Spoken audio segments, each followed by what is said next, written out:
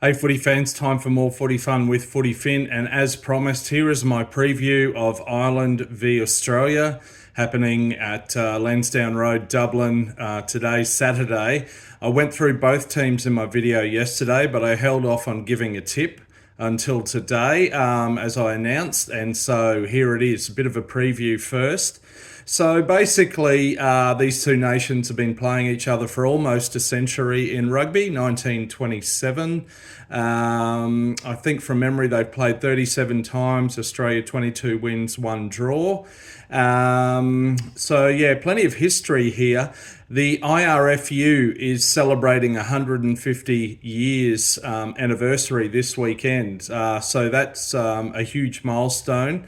Massive for them, and well done.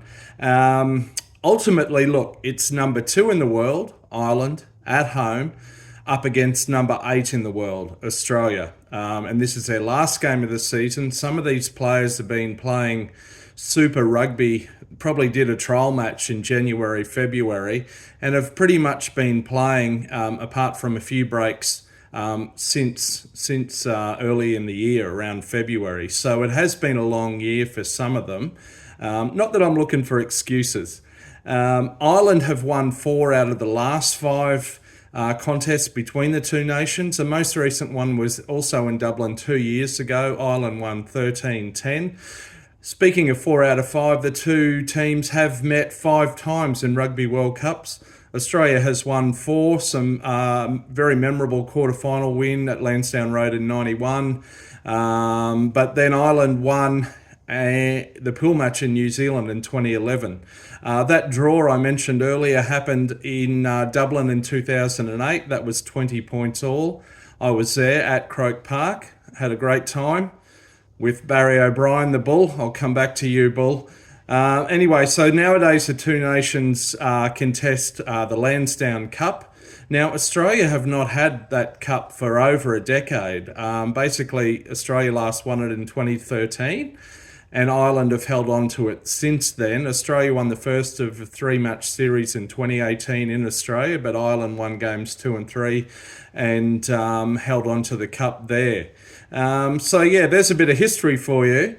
And of course, in terms of the links between the two nations, so Australia's New Zealand coach Joe Schmidt, he was Leinster coach from 2010 to 2013. Then he was Ireland head coach from 2013 to 2019, and steering them to a Grand Slam title victory in 2018. Who was his assistant in that position? It was now Ireland coach and soon to be British and Irish Lions coach Andy Farrell, an ex-rugby league player, incidentally.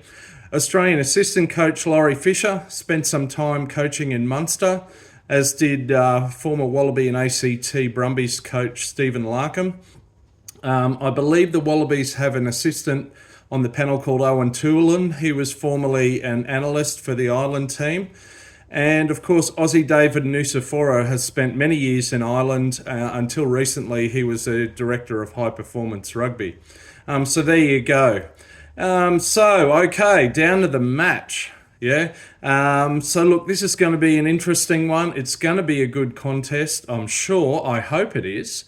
I hope it's not one-sided. If it is one-sided, I think I know who that'll be in favour of.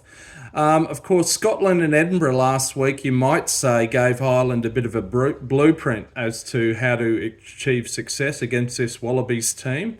So let's see how they go. Look, I think key for the Wallabies are set pieces and restarts, including getting the ball back off kickoffs after scoring points. Hopefully they do score points.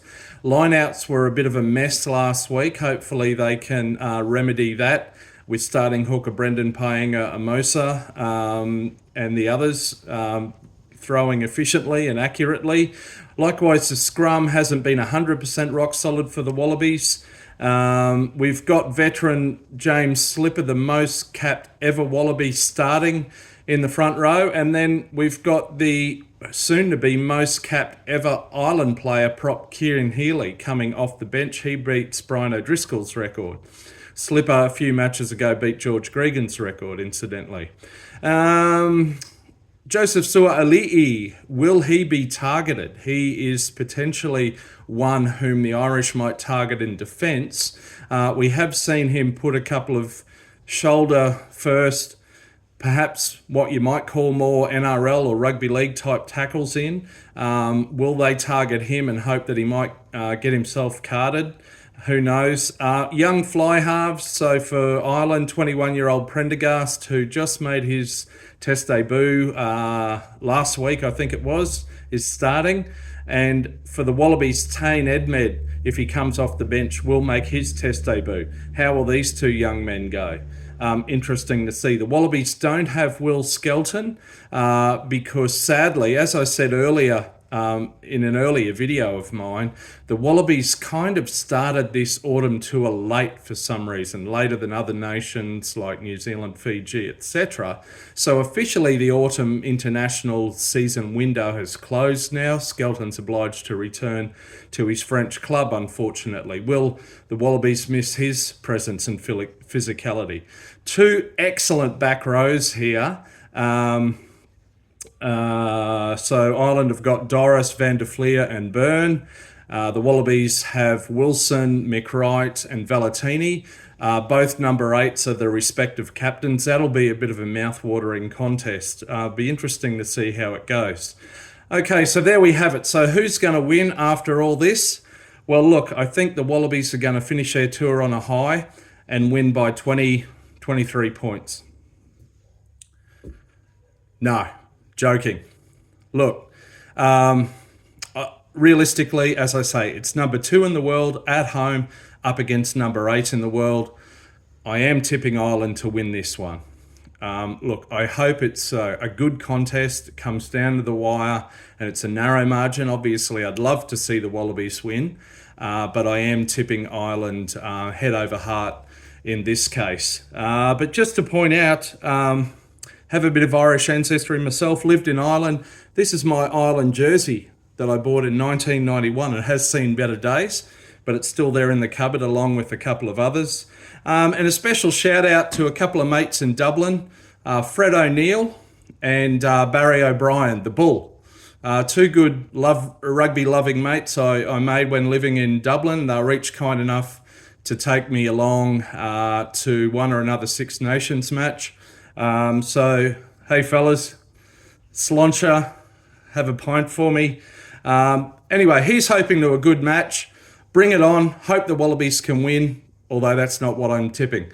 Anyway, hopefully rugby's the winner at the end of the day. Till next time, you might catch me around the middle of a rolling maul. See ya.